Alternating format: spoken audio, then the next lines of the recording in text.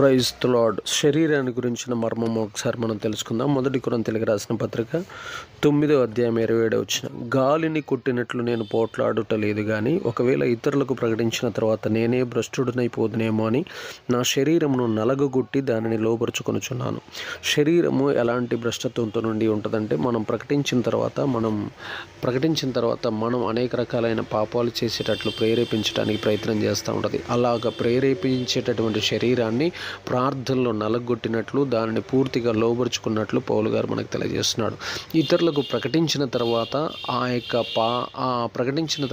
యొక్క చెప్పినటువంటి అంశాలలో ఎక్కడ తప్పిపోకుండా ఉండాలి అంటే, ప్రతి సేవకుడు తప్పకుండా తన శరీరాన్ని ప్రార్థనలో నలగొట్టాలి, ఉపవాసాల్లో నలగొట్టాలి. శరీరాన్ని ఎప్పుడైతే ఉపవాసాల్లో ప్రార్థనలో నలగొడతాడో, దాన్ని లోబరుచుకుంటాడో, అప్పుడు ఇతరులకు ప్రకటించే భాగ్యము దేవుడు అతనికి సమృద్ధిగా దయచేయునుగాక. ఆమేన్.